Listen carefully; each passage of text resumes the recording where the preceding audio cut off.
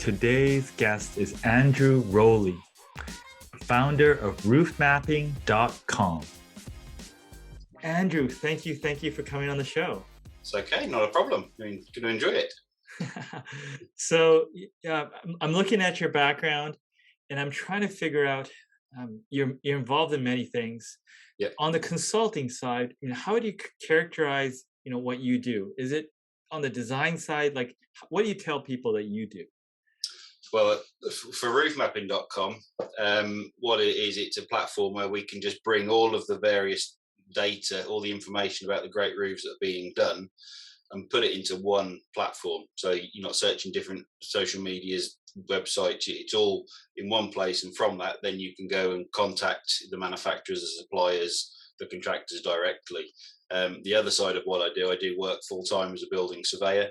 So going out doing condition surveys, specifications, project managing while it's on site as well, make sure it's all done correctly. So yeah, I get a good sort of coverage of the roofing industry with what I'm doing at the moment, split between the two.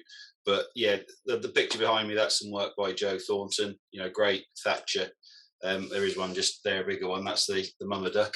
And he's actually just added a fourth one to this roof, I believe, because there's been another grandchild in the family. So, for me, it's just interesting. He's got a great skill, but he works and he gets to know his clients really well, and he'll do hares or dogs or any animal that they want on their thatched roof. Just makes it a bit more personal. For those that are listening in, I mean, you're talking about the roof of a roofing system that was used primarily in the past. That there's some art being done with that, so that looks very cool. Yeah. All right. So okay, let's start on the surveying consulting side. I mean, was it a straight path into roofing, or were you doing something else before all this? No, for me, I literally fell into the roofing industry, and I can't get out. No, I started my career. I've always enjoyed art. I loved fine art. I would copy, I would draw oil paints. So I always wanted to have a career around art, and I always thought graphic design was where I was heading. Until I went for an interview, there was a little bit of miscommunication about what the job was, and I was very lucky because the lady who interviewed me, she said, Andrew, you're not suited for this position. Have you ever thought about being an accountant, a lawyer, or an architect? And so I said, well, the only one would be architecture. And lovingly, really, she found the architect that had just done their extension, and I was able to get on a sort of a training scheme with him, what we call YTS over in the UK. It was a youth training scheme. So I started as a junior. I was working for him 4 days a week, going to college 1 day a week, learned and got an education through that.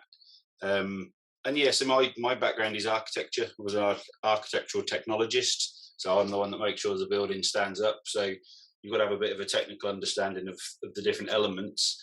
And I was working in that for maybe 10, 12 years. And I had my own small practice. But with the crash, one of my clients said, look, we can't continue with you. So I sent some letters out in the local area. There was a company came back to me. They actually do tapered insulation products.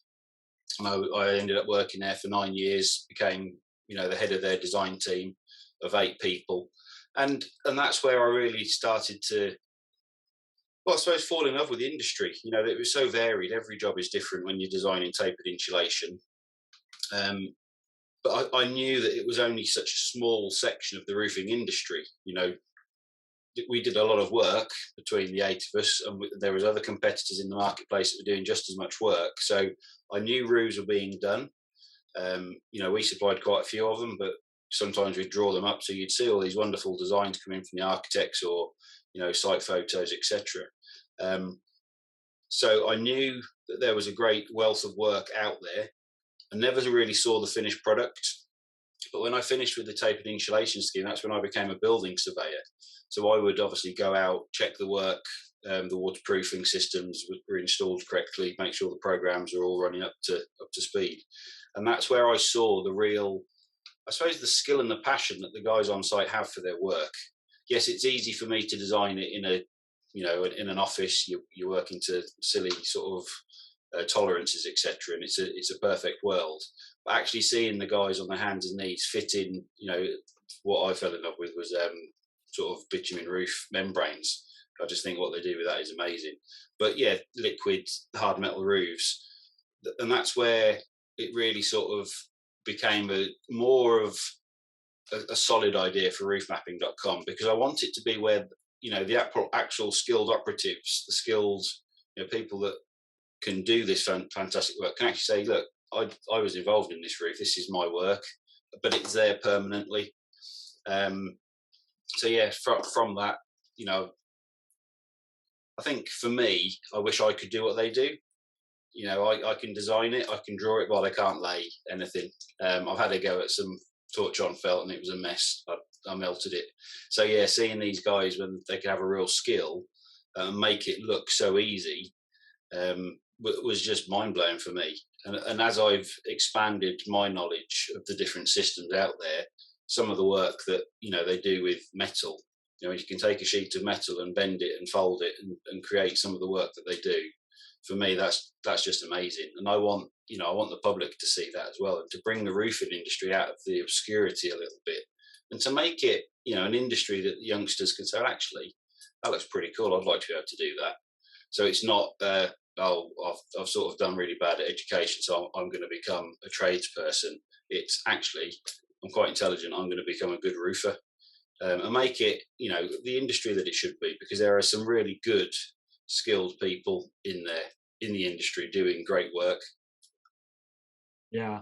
Now, obviously, you're out there sort of trying to change things or promote certain things.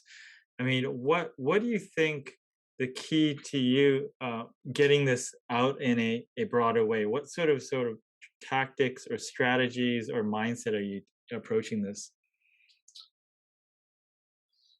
Yes, with conversation before, I'm quite out there on LinkedIn. A lot of the time I'll just comment, well, let's put this on the map. And that may mean nothing to the person I'm commenting on, but that's for me just saying, wow, this is amazing.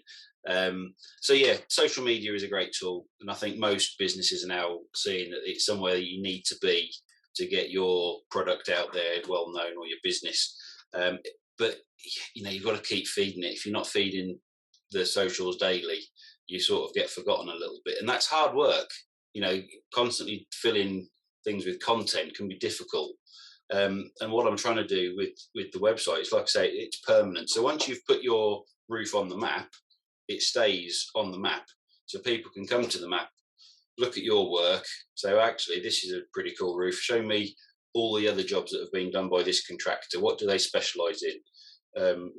What's the liquid that was used on here, or the coating that was used on this roof? Well, show me all the roofs that have used this coating.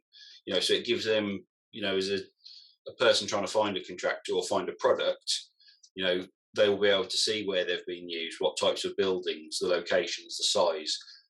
Do their requirements match what's already been done, so that when they make contact, they can say, look, I know you've done this, it's very similar to what I need. Can you come and give me a price or a consult? So it allows them to make informed decisions about who they contact, instead of maybe relying on leads, people coming to them. They can almost say, well, this is my portfolio of work, this is what we do. And and if you specialize in residential, then show that you specialize in residential, so you don't get the commercial people phoning us. If you do specialize in commercial, show that you specialize in commercial and don't do residential. What you do in your work should sell itself. And one thing that's been on my mind recently is, I know in America I've seen you have like the lawn signs to say that you've done the roof, and that's brilliant. And there's signs that you can put on hoardings around building sites. But when those hoardings are gone, or when the client takes the lawn sign away, what is there to say that you've done the roof? Hopefully, it should last 20, 30 years. So Yeah. you want to be able to promote your work through 20, 30 years of that roof being there.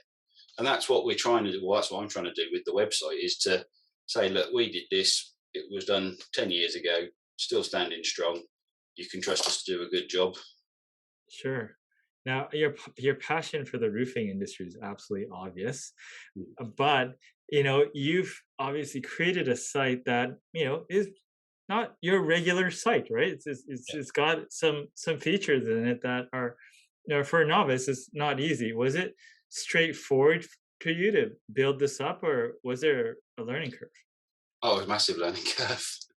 um, So, I've but spent. tell me the day that you decided you create it. Did you fall out of bed? Were you drinking coffee? Like when did you just say, "Aha, I need to do this"? There's a massive learning curve. What was that Um, spark of inspiration? it was maybe a bit of desperation.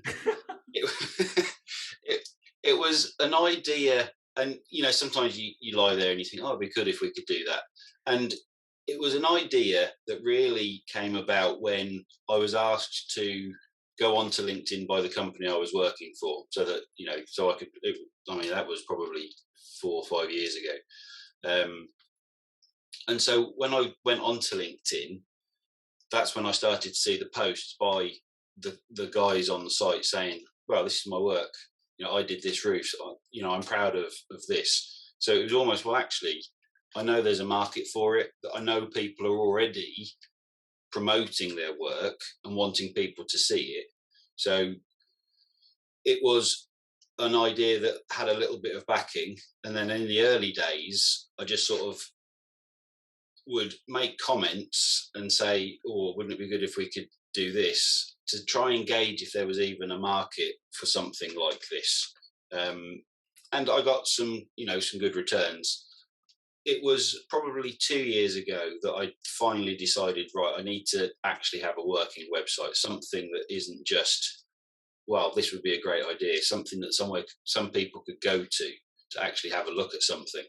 Um, Actually, I was having a conversation with someone today. I've got a lot of knowledge in the architectural background, the design, etc. I've got absolutely no knowledge of websites, how to market, or anything else. So the whole of that was it. It's been fun. It's been scary. It's kept me up at night sometimes because you think, well, have I bitten off too much? And because I have no knowledge of that side, but I know the people, I know the companies, and I know that there's this pride and passion within the roofing industry that people have. So that's what I want to not feed on. That's the wrong word. That's what I want to promote to other people out there. Is because a lot of the time the great work that they do isn't seen. You can go up. Oh, I've been into some NHS sites in London, central London. You would never know we're there because you go onto a roof and it's still got 4 or 5 stories all around you. You're in a small sort of well area. But it's still got to be waterproofed. It's still got to do the job of a roof.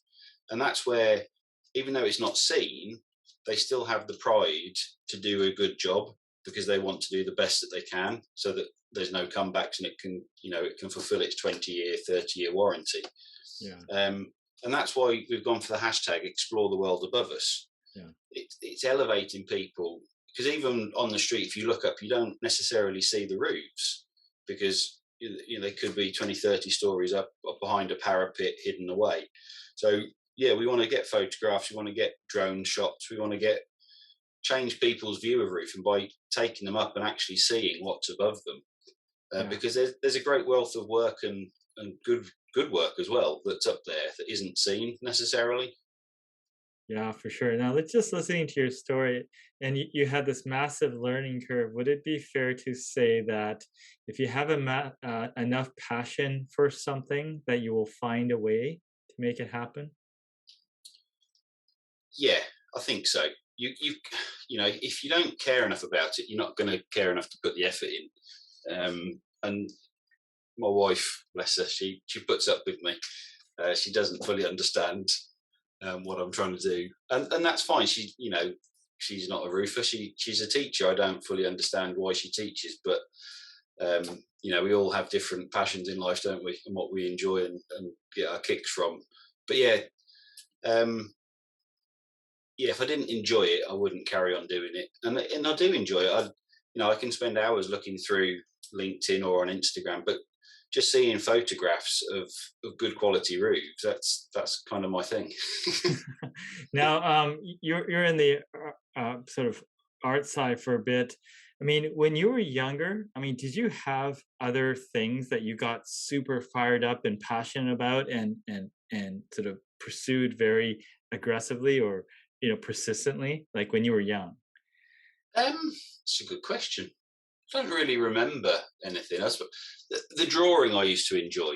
I could sit for hours and just draw. And when I say draw, I'm more of a copier. So I can, if I see a picture and I like it, I'll be able to copy it very finely. But a lot of my medium was, not pencil crayons. That's the wrong word. But well, coloured pencils work. I used to enjoy. I did do some oil paints, and that would, I suppose, for me, it was an escapism.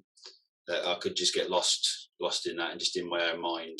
I used to play basketball when I was a lot younger. Used to cycle a lot because I lived in the country, um, over in Norfolk in the UK, where it was just well, there's nothing much there. So I used to cycle all over the place. But being married, having kids, working, sort of put paid to that a little bit. So I suppose my hobby at the moment is doing what I'm doing with roofmapping.com, looking, commenting, engaging with people, and just being amazed by what they can do with, a slate and a hammer and a sort of a knife or something. That's awesome. Now, if sort of you could see into the future, or you could force the future to happen, how would you want this to expand and grow?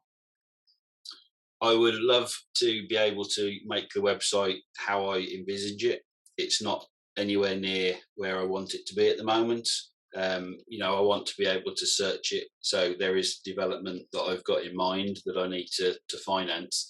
But yeah, I want people to be able to get lost in the data of it, so that they can, they can look at the contractors and look at what they've done. You can search for certain things. You can, really drill down into what's going on in the roofing world around us. There's a great one in Bali, completely made out of bamboo. It's a whole gymnasium. Even the frames, it's all bamboo. And just looking at that, it just think, wow, this is, I never would have thought you could build a building with bamboo. But they do it, and apparently it's quite common in Bali and Indonesia. So yeah, it's allowing other people, like the public, getting the public excited about roofing and what's going on in the world, and I suppose elevating it a little bit to see, other parts of the world, how they deal with it, what materials they use.